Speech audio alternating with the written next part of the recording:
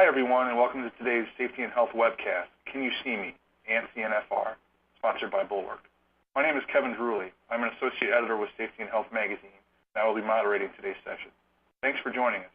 In a few minutes, we'll start the presentation, but first I want to go over some preliminary items.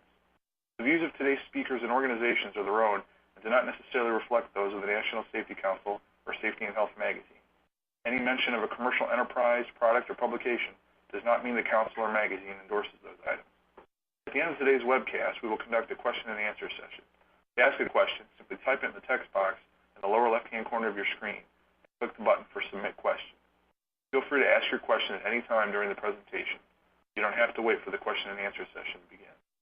We'll try to answer as many questions as possible, but because of the large number of participants today, we might not get to every question.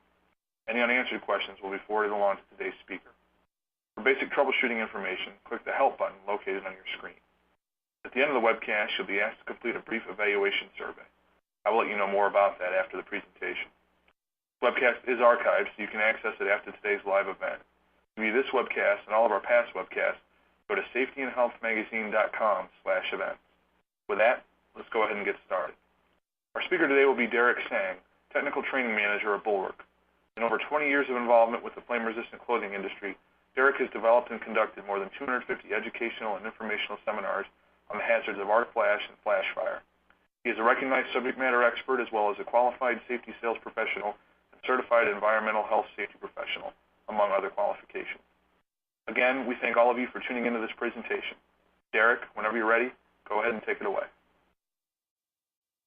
Well, thank you, Kevin, and thank you for the kind introduction, and good morning or good afternoon, depending on where you are listening and participating with us today. And to echo what Kevin said, thank you very much for taking your valuable time to learn a little bit more about ANSI and particularly ANSI and FR and HI VIS safety apparel, and focusing on FR because, as Kevin said, my background is I'm an FR guy. So with that, disclaimer, everybody does disclaimers today, so obviously in the next 35 to 45 minutes or so, this is an informational presentation for those purposes only, and all the decisions you all make after that are on yourselves there. So let's get started. HI VIS safety apparel, FR, and ARC-rated garments. So first and foremost, let's take care of that title. FR and AR, just to clarify, all ARC-rated garments by default are flame-resistant. The reason we make those designations is because not all flame-resistant garments are ARC-rated. And in order to get into being ARC-rated, obviously we have to do additional testing along those lines to have that label designation. So we'll talk a little bit today about what makes a garment HI VIS, what goes into that category. We'll review the hazard a little bit, obviously in big, broad brush strokes here today, because in 45 minutes we're definitely not going to get down to the meats and potatoes. We'll talk a little bit about what ANSI is, what the standard is, what changed from 2010 to 2015, and kind of review all those things. We'll talk about some of the industries that are affected, some things that you should probably be, making note of and kind of checking off within your organization, as more and more HI VIS safety apparel is becoming relevant in what we do every single day. So with that, let's dive right into this. Oh, my apologies, we're going back and forth here. So how does visibility work? What are some of the key components that helps us work in and around what's going on here? So first and foremost, fluorescence. The ability for color to be easily detected by the human eye. So we know certain things about fluorescence. Where fluorescence does the majority of its work, whether it's in a shirt, whether it's in a vest, or what combination, where it does all its work primarily and where it's most effective is in our daylight hours. Not necessarily low light, but in the regular daylight hours, that's where that background color, that fluorescence, is doing the majority of the work. So counter to that, it's not very effective in no light and definitely low light and nighttime environments. So we have to then take that fluorescence and we add retroreflectivity to it. So now you've got a combination high-vis safety garment. And that retroreflectivity is achieved through what really, things like 3M and others, their glass bead technology. That's where the surface area returns a portion of the light that is directed to it. It reflects off of it. That's where at nighttime it's very effective, and that's where your, what we call striping, is doing the majority of the work. So as you can see in the slide here, they are very effective. I mean, glass bead technology as it stands today on good quality garments, and that's what we talk about when we're looking at whether it's FR, AR, or in this case, high-vis safety apparel. When it's done right, it works really, really well. So here you see the retroreflective portion doing the bulk of the work. And then obviously, as we talked about, the fluorescence doing the work in daylight's hour, striping is not as effective in daylight environments. The next big piece, when we add, this is kind of like the third leg of the stool. Think about it. We've got the fluorescence, the background. We've added the glass bead technology, the retroreflective taping. Now we have to strategically locate it to where we now include what's called biomotion. We are programmed as humans within our circuitry to identify the human form. Obviously, you go back to whatever that makes sense. You want to be out there, chasing down and hunting deer, not chasing down necessarily and hunting our own. So we are innately able to identify the human form. So when we strategically locate the retroreflective taping, we create what's called biomotion. And we can also see that as our eyes are naturally drawn to the form and then naturally drawn to movement. Biomotion states that reflective components should be positioned on the arms and legs in such a way that the human form is more recognizable and limb movement separates a person from their background. So you can easily see how we have come up with harnesses. That's a very traditional look. You can see there on the forearm, you've got the retroreflective glass bead taping there, and then also down at the knee level and again at the calf. And obviously when we get into what exactly ANSI says, it's the amount of this stuff that ultimately separates the classes. How much background, how much taping, etc. determines whether it's going to be type O, that's going to be type R, class 2, type R, class 3, public safety 2 and 3, and etc. It's the combination of these three things that ultimately determine those. So what is the hazard? What are we kind of, talking about here? And the easiest thing to think about is if you look at forklifts, for example. OSHA estimates that there's roughly about 1.5 million lift operators in the U.S. They average close to 3,000 citations for powered industrial truck standards. They're typically in the top 10. Whenever you look at, in my world, I look at the top 10 citations. I see electricals there 2 or 3 times, lift trucks, fall from heights, all those stuff. These are kind of the traditional go-tos that you still see where we need a lot of improvement upon. They're the second leading cause of machine-related deaths in the workplace. Struck by, the injuries up to anywhere, you see the number of fatalities there, you see the large amounts of injuries, large amount of serious injuries, 60 lost work days, etc. So the most common approach to some of this stuff is obviously we want to look at our hierarchy of safety. So if you look at our hierarchy, you've got elimination, you want to substitute the hazard, engineer the hazard out, put in administrative controls to where there's good things in there as far as, things like training. And then last line of defense, obviously, is PPE. So if we want to eliminate, have your lift trucks working in and around areas where pedestrians aren't allowed. If you can't do that, separate them. Make sure that there are pedestrian doors, machine doors, people follow pathways, those kind of things. Engineering controls, motion sensors, mirrors, barriers, those kind of things can help. Then obviously we talked about training. And then the last line of defense is PPE.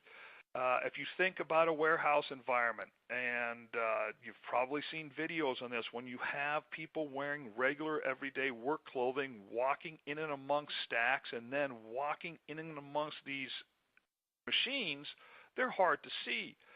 You can change that dramatically by having vests implemented, by people wearing shirts that have fluorescency, etc. And so that in that low light environment within many of these facilities, you can dramatically improve things when people are coming and going and can be seen. Does it work? Well, if you haven't seen the videos, if you haven't seen the stills, we'll share some of the stuff with you here. Remember, we said in daylight, it's the fluorescence, it's the color that's doing the work. These are staged at approximately 100 and 200 feet, and you can easily see how the non-fluorescent backgrounds and the non-tapes are already difficult to see even in daylight hours. A little bit of shadowing in the foreground there. You have a tough time seeing that navy shirt over the denim. And away in the background, even though that navy coverall is in the daylight, it's still not as easy to see. So dramatically improved just even with the change of background color, adding a little bit of striping, things dramatically change.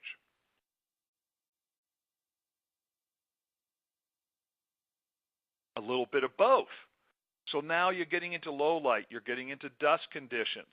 You can see how having fluorescency combined with the retroreflective tape immediately makes huge difference in what you can see. It's almost, you really have to pay attention and also have to have known that there was 4 mannequins there. You have to have known that the mannequin in the foreground on the far right was in navy over navy, and the mannequin in the far left in the background was in a navy coverall, because they are virtually undetectable even in dusk without any kind of tape to aid in you seeing them. Then obviously at night it all depends on the tape. It all depends on what is reflecting back to that light source, what's reflecting back to that driver on a highway. This is where the tape is doing all the work, because there's only 3 forms that are available in the foreground and 3 forms that are available in the background, and you can start to see the difference between Class 2 and Class 3, because the Class 3, you can see the lower leg, you can see the clearly outline of that human form. The Class 2 kind of looks a little bit like, 2 lines floating in air. So that's where the biomotion is. You can clearly detect that that's a human form based on the strategic location of that striping.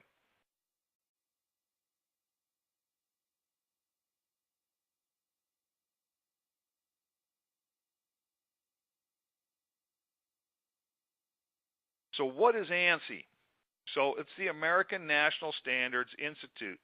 The Institute is a private, not-for-profit organization, came in and around 1980, that oversees the creation and the use of thousands of norms and guidelines that directly impact businesses in nearly every sector. That's a long-winded, fancy way of saying you guys are very instrumental through ISEA in writing and implementing the standards in workplace safety today.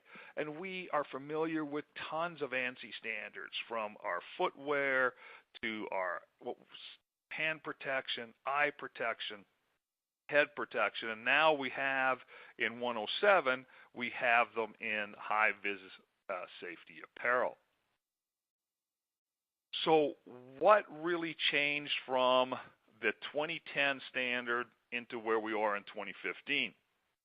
Well, it's kind of interesting because even though the standard was kind of obviously finished and ready to go in 2015, it really didn't start impacting us until late 16 and early 17. And even as a workwear apparel company, we had to work very hard to kind of understand how this was impacting the workplace. We'd always been and always understood HI VIS safety apparel, enhanced visibility apparel, where and when it met, but understanding what happened here, we had to go in and go, okay, what did they really do? Well, in 2010, 2011, you had two distinct separate standards. One was for our public safety, and one was for our roadways. So what they did, and instead of having to revise two standards that were somewhat similar and go through two different update processes and deal with, they said, look, there's enough similarities here, and it doesn't make sense for us to spending all this time updating.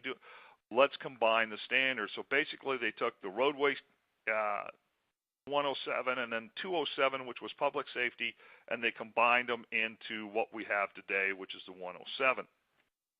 We're not going to talk a lot about the public safety guys today, but really the biggest difference, and when we do say, well, what separates public safety from our general industry or our roadway guys, or even what you're going to learn about in Type O, they have to have access to a utility belt, whether they're EMTs, whether they're firefighters, or whether they're other kind of, police officers and first responders, etc. They typically have very important tools that they need to access quickly, and they can't have garments getting in the way, so they've allotted and given special allotment to adjust the size and dimensions of these garments so that they can access the belts. That's my layman's way of easy explaining what the difference between from an industrial standpoint and from a public safety standpoint. So they did a couple things along with combine the standards. The other one they did is they talked about reducing the amount of area so that we could get from into a reasonable size for people who have smaller builds. We developed Type O for a unique, different industry. And then obviously they came up with new requirements for labeling in and around, especially what we focus on from an FR standpoint. So as I said, they combined the standard. They combined it to create a single HI VIS safety apparel standard. It allowed them to be more efficient in their updates. We had, instead of two simultaneous kind of running standards and having to work on all those things, now we just focus on the one standard. Smaller size safety garments. This was really huge. Think about it. You've probably already, as back in the day when you were driving around in the summer and there was road work going on and we had flaggers, and you notice sometimes on those flaggers that safety vest seemed to, my mom always used to say, look at that poor person. They're getting drowned in that vest. Because sure enough, it was kind of hanging off a shoulder. It didn't really fit right.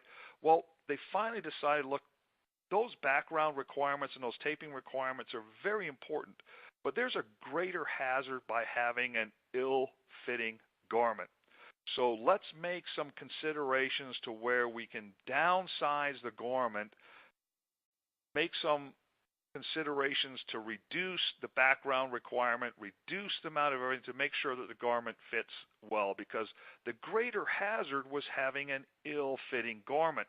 Whether or not I could see or not was secondary. If I was getting hung up on stuff, if I could potentially get caught in things, if I tried to move and I stumbled because it didn't fit me correctly, those were all greater hazards than whether or not I could actually be seen. So they made some really good common sense adjustments here by allowing the smaller sizes.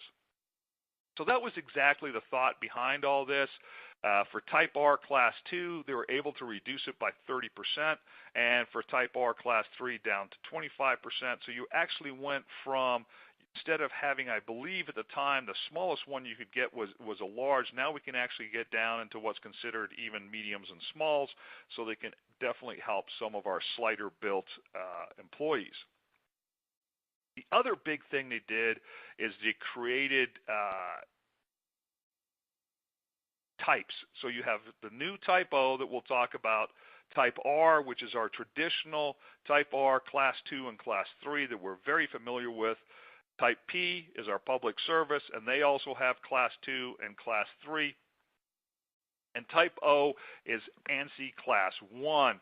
It's very limited as far as background colors. It allows for limited taping, but it does provide guidelines, and it does provide garments now that in those low light environments that traditionally have not had any guidance as far as providing high-vis safety apparel for the people, now they do. For the most part, our Type R, Class 2 and Class 3 hasn't changed. That's still exposure to traffic and vehicles on the highway. That's low light conditions, whether you're working dusk and dawn, bad weather, fog, all those things. So that's your traditional Class 2 and Class 3. The other thing they did, and this is where we were really impacted as Bulwark Protective Apparel goes, was the new labeling requirements for high-vis safety apparel that has flame-resistant properties. And that was the challenge, because define flame-resistant properties. Well, the reason or the rationale behind what they did here was people were, and I won't use a technical term here, I'll say people were kind of playing pretty loosey-goosey with the definition of FR when it came to vests, when it came to things like rain gear, when it came to things to where they were going on top of ARC-rated or FR clothing. So the folks at ANSI thankfully recognize this, and they provide some clear, definitive guidelines in order to be marketed and advertised as having flame-resistant properties. In order to have FR in the label, in order to be considered flame-resistant, you had to meet at least 6 of the standards. Now, one of the standards, since this was written, has been kind of put on the shelf, and that's 2302. So the ones that are prevalent today are ASTM 1506. That's how you get your ARC rating for garments. That's your ATPV. 2733, that's ASTM 2733. That's for rain gear that goes into flash fire hazards. 1891 is rain gear that goes into arc flash hazards. NFPA 1977 is the wildland fire standard, and obviously NFPA 2112 is our flash fire. So that is what those vests and shirts and anything else that is high-vis safety apparel must reference one of those standards in order to be considered flame-resistant. If it can't do that, then it has to be labeled not FR. Why did they do that? Primarily to help those who have to make those kinds of decisions for their employees. If there is a flash fire or an arc flash hazard that's determined, how do we help those safety professionals in procuring the right stuff for their people? Because the market was flooded with substandard vests and high-vis safety apparel that people unknowingly, because it said that it's flame resistant, it's got to be flame resistant. Unfortunately, they were never tested for the hazard. The testing that they achieved those flame resistancies to were incorrect, and people were, in my opinion, unfortunately, or with the best of intentions, putting their people in harm's way. So this was recognized, and if you have an ANSI compliant garment, and it says that it's FR in it, it's going to meet one of those standards, and it's going to provide the level of protection that your people need so that even though they're wearing it on top of ARC-rated and FR clothing, it's still going to allow that clothing to do its job, and it's not going to impede, interfere, or, worst case scenario, ignite and burn on top of their ARC-rated FR clothing.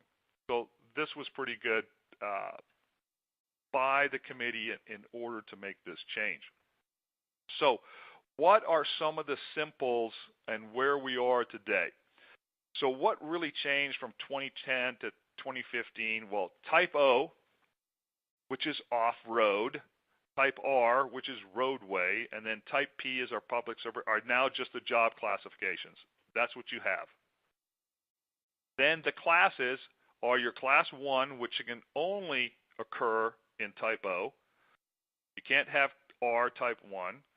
So Type R and Type P then are going to be Class 2 and or 3. That's it.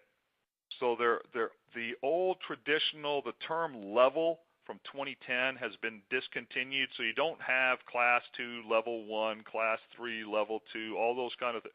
That terminology is went away. It's now Type O, Type R, Type P, and for Type O, it's going to be Class 1. For Type R and P, it's going to be Classes 2 and 3. That's what the decision-making tree is, so to speak. A lot of folks today, for the most part, in our Type R world, are defaulting to Class 3. Then they're not having to make a decision between 2 and 3.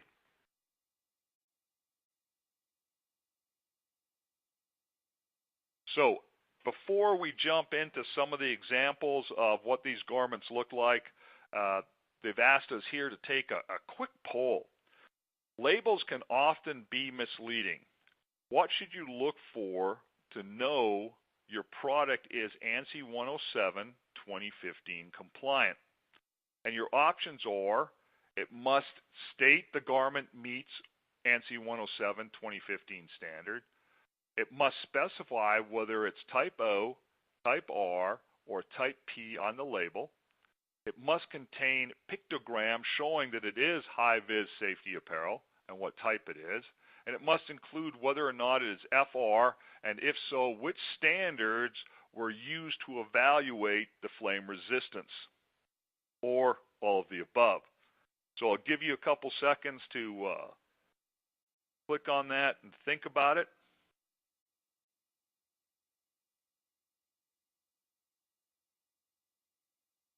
Although that, almost 100%. You guys are pretty awesome for. Hey, great job. Correct answer is all of the above. That's what you should be looking for. So just a quick snapshot of some of the industries that are affected with HI VIS safety apparel. The biggest one and the newest one, obviously, for the marketplace is understanding Type O. Type O is just think of anything that's not traditional, where it would be off-road. Think of going into those parking structures, and you see it yourself, all those prime spots with that big valet sign, and those guys are hustling back and forth. It would be great to be able to see them in those low light conditions. So definitely parking service, type workers. We mentioned the prime example with power trucks. Warehouses. Warehouses are a prime area to look at having some kind of reflectivity and some kind of fluorescency in our garments. We ourselves in our own distribution centers had noticed a mass difference in being able to just see people when we did a video of our own folks and when we changed them from regular standard clothing into HI VIS safety apparel, pardon the pun, it was literally night and day. You could not, you're like, wow, how well those people stood out. It was pretty amazing. Oil and gas, rights of roadway, especially in the drilling community. When we're going up and down those temporary roads, those new roads were roads did not exist before. Our mining workers, mining roads, all those things that where we think about, that's where your Type O is going to go into. Our Type R, Class 2 and Class 3, obviously roadway conditions, our flaggers, our DOT, muni workers, anybody in and around roads, all those stay the same, as does Type P in public safety. So just some examples real quick. Type R, yeah, you can see here what we're seeing the trend in. Just to give you some ideas, we're starting to see a trend away from vests and into shirts. Some of the improvements that we've seen, especially in the taping technology, segmented tape, heat seals tapes, they're taking away that scratchy, scruffy feeling when you had to sew on the reflective tape. Whether the fabric was lightweight, comfortable or not, you were putting a tape on there that impeded moisture management. It made the garment significantly hotter because it didn't, they washed and wear differently. That big heavy tape kind of would pucker up in certain areas, and it just wasn't either a good look, and it definitely wasn't fun to wear. As this market segment has increased, the resources, the innovation, and all those things have increased with it. So we're starting to see advances, especially in the taping, the application of the taping, the durability of the taping, which helps that way. You're seeing different dyeing technologies, because the hardest thing for ANSI, and especially in the FR world, is getting that background fluorescency to hold true through the whole requirement and be able to be labeled ANSI compliant. That's been a struggle for the marketplace, and especially in the FR side of the space. So you're starting to see dyeing technologies improve. So everything, as the marketplace moves forward with this, and we're seeing a greater adoption in our traditional markets of shirts and pants wanting to have this technology to make their employees safer as they're in and around these environments. You're seeing color block technology come into place, because obviously if you have a light color on the background, you want to maximize the durability of that, the longevity of the garments in service. You're seeing color blocking coming into place. Those high soil areas now are going to have some darker colors so that the whole garment doesn't become something that's not nice to look at. So things like that are improving. Our Type O products. You can see here, obviously, the background fluorescency is not an issue when it comes into Type O. Type O is the strategic placement of some reflectivity capability in tapes. You can see the harness program there. One of the things that I think is neat is I learned about this system when we look, especially at markets outside of the United States. Many have asked for the traditional Canadian striping. If you look at a garment that's sold into Canada, Canada's high vis standards are a little bit different. They're not as stringent on the background color, but they're a little bit more stringent on the reflectivity. If you look at a garment that goes into Canada, you'll see that the Canadian garments have an X on the back, and they have the traditional harness that is usually seen on the front. And when I asked about that, I learned that's so the operator of the vehicle, when they see the X, they know they're looking at someone's back. And they know that that person cannot see them. They cannot see that vehicle. When they see the harness, they now, again, they may or may not be able to, but they at least know that that's the front of the person that they're approaching, as opposed to approaching the person's back. I thought that was a really neat way of utilizing striping, and that's a mandatory striping pattern up in Canada. So I thought that was. So what does it mean for shirts, pants, and coveralls and vests overall? Type O really is some reflectivity. The background color is not as important. The fluorescency is not as important. Type R and Type S, Class 2, that's the minimum that you're allowed to wear on a roadway.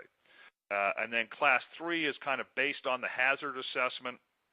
You have increased reflectivity, increased background. It includes the sleeves, for example. That's where you get the maximum biomotion. If you remember back to those stills where you saw daylight hours, dusk hours, and then you saw the nighttime hours, you saw the difference of that as that Class 3 garment separated itself from the Class 2 garment. That's where you saw the knees and the calves. You saw the upper arm, lower arm. You saw the biomotion coming into play.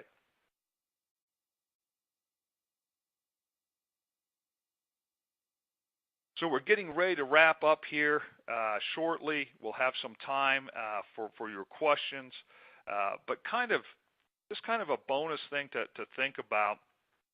When I looked at the background, especially in the FR world, and we talked about what the challenges in the FR world were, when we looked at our end users, our wearers out in the field, what can go wrong when it came to vests and rainwear?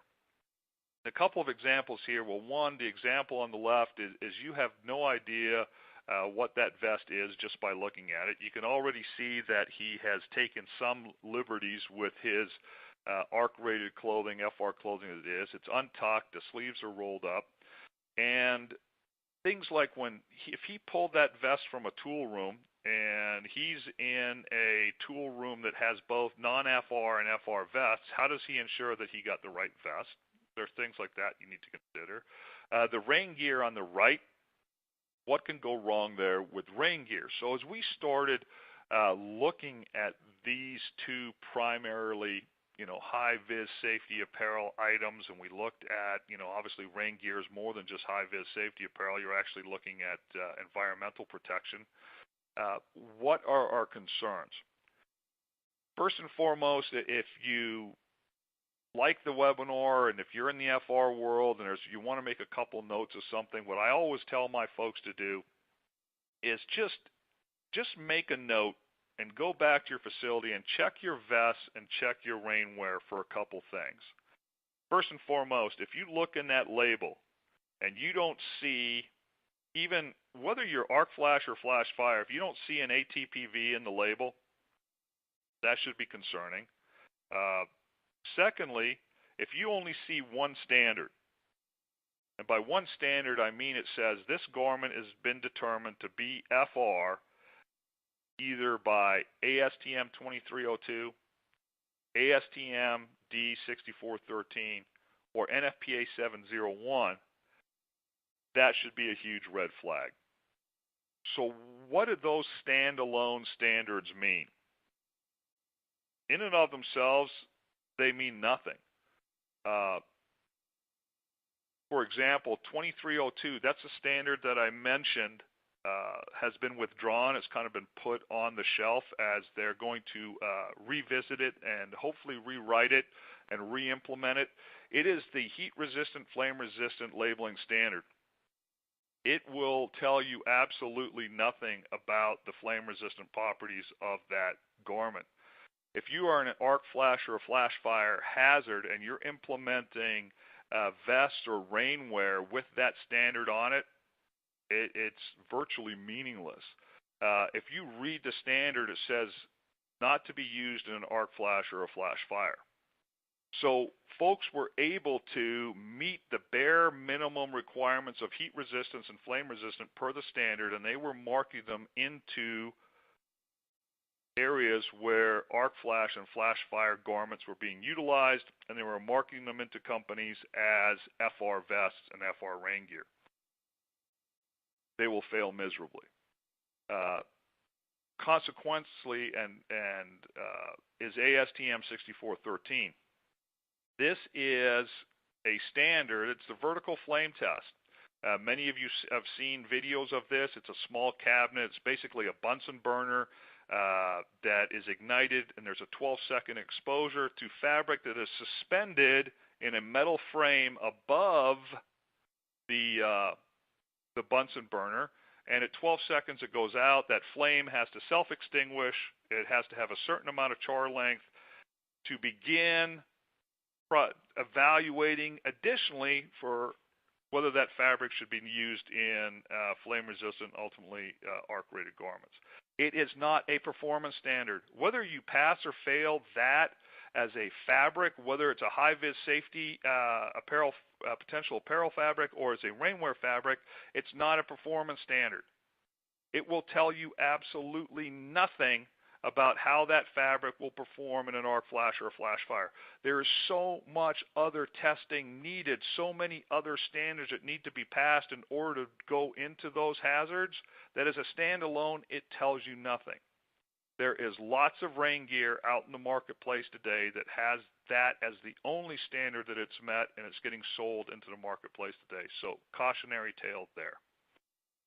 The next one is NFPA 701.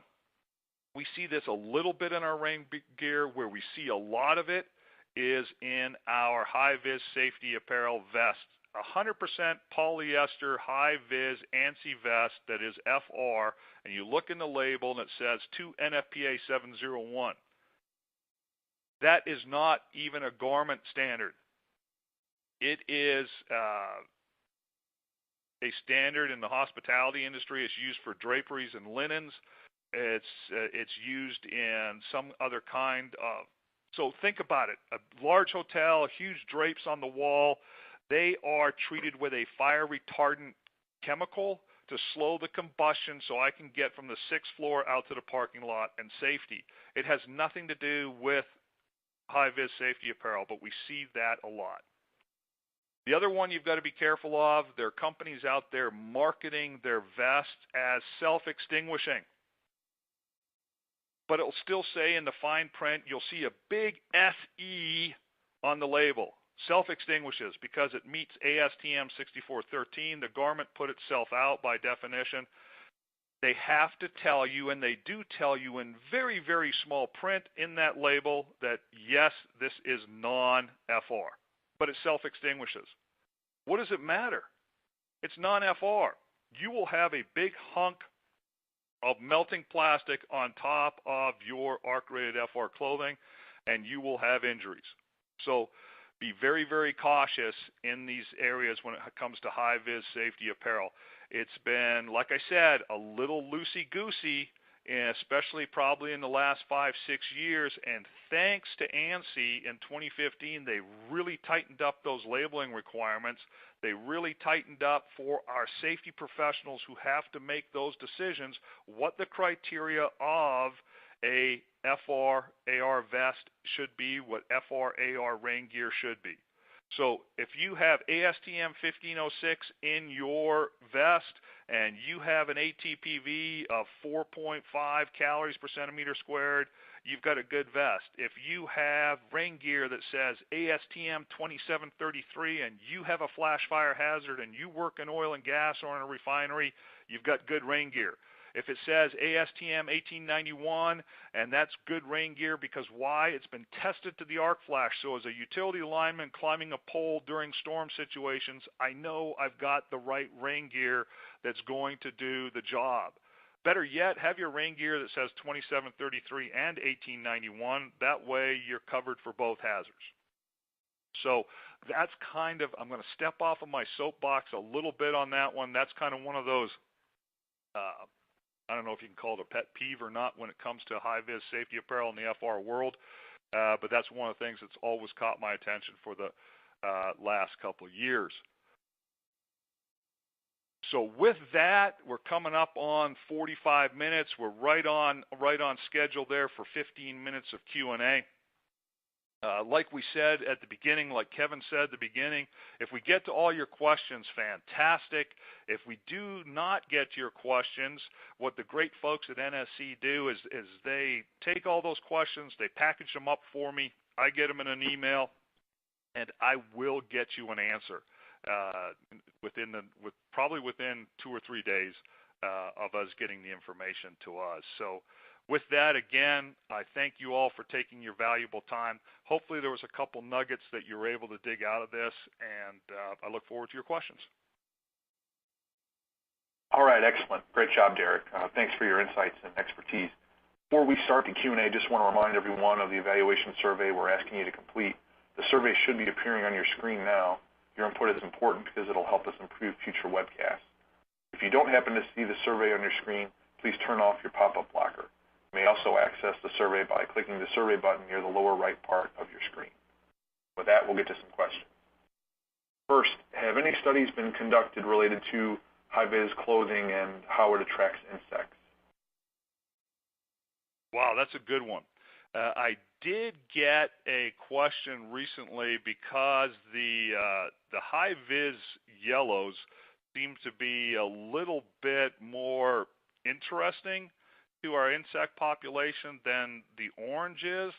And I dug around at that time, and I could not find any definitive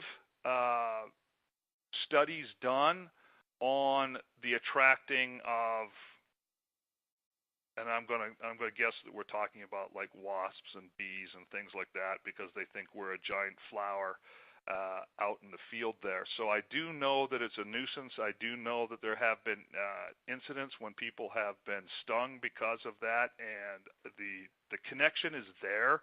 How strong it is and how much it really is, I haven't been able to find anything. If anybody does find something, that would be great to get there because I do know it's a concern and I do know it's been brought up. So that's a really long-winded way of saying I don't really have a lot to add other than there have been instances, it's been noted, but I don't know how much work's actually been done on it. I think it'd be a great project for people who do that. All right, next question asks, is there any truth to the rumor that the color of HI VIS safety apparel was changed from orange to yellow to prevent people from being mistaken for traffic barriers? Interesting question again. There was, and again, this how much of this is urban myth and how much of it is actually, as we were getting in and familiar with the market, yes, they wanted to separate, especially during daylight hours, because that's where your background color comes into effect, is the difference between an orange cone and a human being. There's been a number, but really there's been a number of studies, especially on what the human eye picks up. Even to the point of there was a huge movement, and I'm dating myself because we're probably going back about 25 years now, when fire engines were all changing from red to green because green was easier picked up by the human eye and thing. But then they all switched back because they determined it wasn't as accurate as they thought it was, or the people were so conditioned to fire trucks being red that when they saw green fire trucks, they really it didn't make that intuitive connection. So there have been studies to where which color is better, whether or not they're actually separating them from a orange pylon safety barrier to what makes up a human. It sounds good on the surface. Again, I haven't read anything definitive to where that was the reason why. The biggest thing that we've found is that the study in what we pick up and what we see breaks things up. Because I'll tell you, on the roadway, yellow or that yellow-green is great.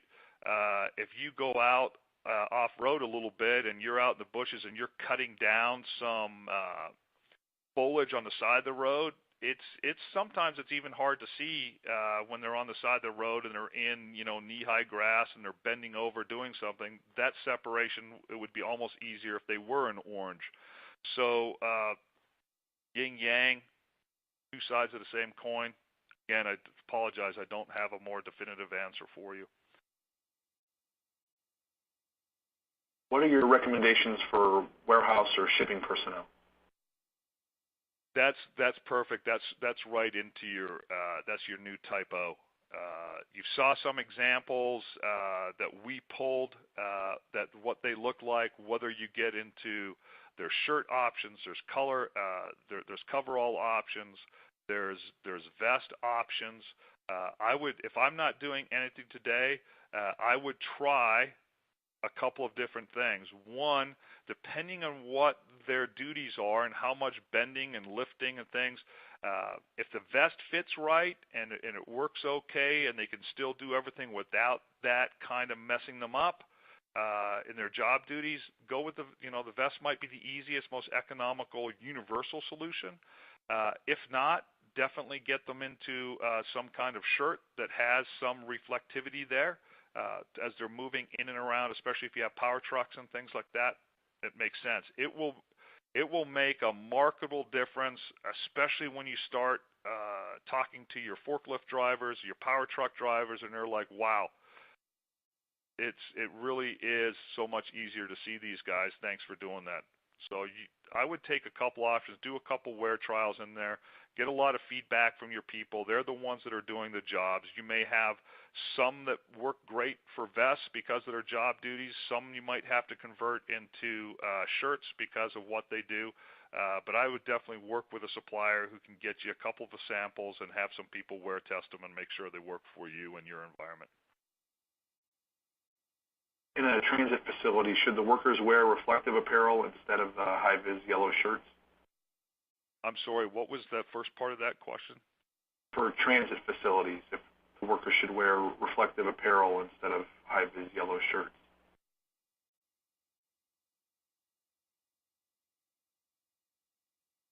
It all, again, that depends on your hazard assessment. I mean, if you've got because remember, as we talk about fluorescency, reflectivity, and biomotion are kind of the three legs on the stool.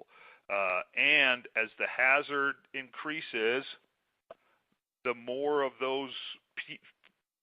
beefier each leg on the stool is, the stronger the stool is going to be. So if you have a well-lit facility, you work only during daylight hours, that's where the fluorescency does all the work. If you start to get into low light, all right, now the retroreflectivity is going to come in and it's going to start picking up some of the workload. And then as the light gets less and less all the way to nighttime, the reflectivity is doing all the work. Biomotion now needs to come into play so that we can easily identify that that's a human. So as you transition through those three components, your personal hazard assessment in your facility will tell you where you need to put the majority of the workload. Is it the background color? Is it the reflective striping? Or is it hence the reflective striping within the biomotion? So which one of those needs to do the work? That's your hazard assessment will tell you that. How does 360-degree hard hat LED safety lights play into reflective apparel? That's a really good question. I'm going to default that to a hard hat guy. That is outside of being a garment guy, apparel guy. That's outside of my expertise. My apologies. Next question. What's the wash cycle for high-vis garments? Very good question, because it's one of those things to where it's 25 launderings that we have to test it to, that we have to have that background in order to go out there, and it's an ANSI 107 garment. It's 25 launderings that fabric has to endure, and it has to test out at a certain fluorescency. And that's all measured and all done, and it's packaged up, put in a nice package, and it's shipped out, or it's hung on a shelf, and you go in and buy it. Now, we all know we get into the real world, and we start wiping our hands on it. It gets dirty. It gets grimy, grease. Or those then start to diminish exactly what that is. So there are things that we had to learn about. UV light was very, very tough early on vests and high-vis safety apparel. Remember, I said the dye technology has been improved as this has become a bigger and bigger market segment. We were seeing like folks out in Nevada, Arizona, New Mexico that had tons and tons of UV light. We were seeing high-vis safety apparel was dramatically being affected over time. So they've done a lot of improvements in those dye cycles. So once it's up and running and it's in the package, it meets the requirements for ANSI 107. There are no requirements down the road to where it says that it has to do X, Y, or Z, any kind of retesting, anything on that. Most manufacturers will have a default in their label that says 25 launderings, 50 launderings, along those when it comes to really what they're talking about is the background fluorescency, to where that background color technically would be faded. It would not pass what the ANSI requirements are. So there's usually some guidelines in there that we've seen, but there is no requirement for the manufacturers to really communicate that. Are typo garments required in agricultural work? It would default back to what your hazard assessment is. If you're out in the fields, I'm going to say no, but if you are doing things to where you're traveling up and down those temporary roads, low light environment, and you're putting employees in and around there, I don't see how that is any different than a mining road, oil and gas road. Your hazard assessment would have to tell you that. Do you feel vests pose a catch or entanglement hazard any more than normal workwear, such as T-shirts, long-sleeve shirts, or winter work coats? First part of the question there, Kevin, I'm sorry. If you feel vests pose a catch or entanglement hazard any more than normal workwear? The old standby. What's your hazard assessment? What's the greater hazard? I mean, if your job duties are, I basically stand in place and I have X, Y, and Z to accomplish, and your hazard assessment says, no, I'm not climbing up on equipment, I'm not climbing up into a tower, I'm not climbing up onto a pole, I'm not in and out of the vehicle. If you can look at what they're required to do on a day-by-day basis, and you watch them work in those vests, and you determine that it's not going to be a hang-up hazard, then that's what you determined. You evaluated the PPE, and you determined that there's not an increased hazard wearing or not. If you do, then I think by logic is a single layer shirt that I'm wearing that is ANSI compliant versus me putting a vest on top of it is less of an entanglement or a hang-up hazard. I think you can make a determination based on evaluating what they're required to do as far as climbing up, down, in and around. If you're in narrow, confined areas and you're having to move and stuff, it probably doesn't benefit you to have a second layer that is not form-fitting versus a single layer that is. Next question. What must non-FR and FR labels include? Going back to your laundry list there, during our poll, and the vast majority hit it, all of the above. That is all of the above. They have to, for the FR piece, I have to tell you, if it is, for example, ARC rated, and it has ASTM 1506 as the standard that it was met in order to be considered FR, you will see a ATPV or an E sub BT, an ARC rating in there, which will be 4.5 calories per centimeter squared ATPV or 4.5 calories per centimeter squared EBT. Either or is an ARC rating, so that's good. Then you'll go through the other requirements. The pictogram has to be in there.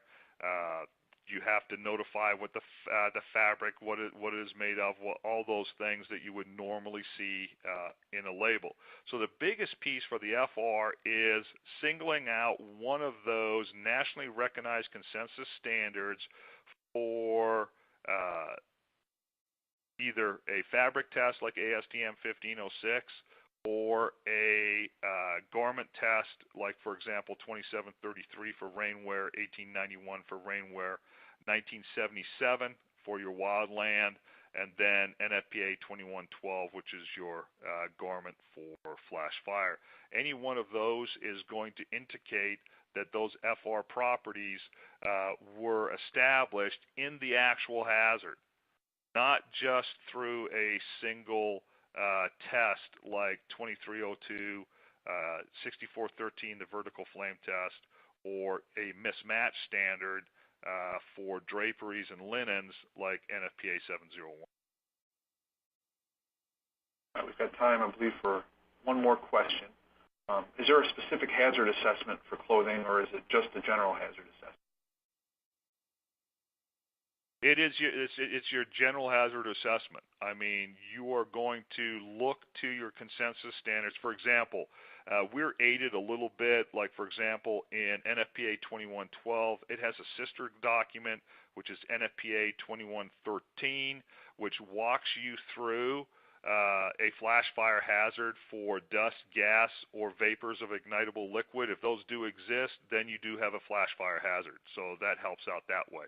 NFPA 70E also walks you through what an arc flash hazard is, where your arc flash boundary is, where you need to have your specific PPE in your clothing. So all those things, and also into our utilities, when you need to be in high-vis safety apparel, and that high-vis safety apparel has to have FR or ARC-rated properties, all those help you make that evaluation, if that makes sense. Okay. Well, again, thank you. Unfortunately, we have run out of time. Sorry we didn't get to everyone's questions, but as Derek indicated before the Q&A started, all of today's unanswered questions will be forwarded on to him.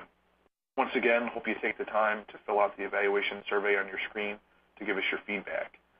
With that, we end today's Safety and Health Magazine webcast. I'd like to thank Derek Sang, everyone at Bulwark, and all of you who listened in. Thanks, and have a great day.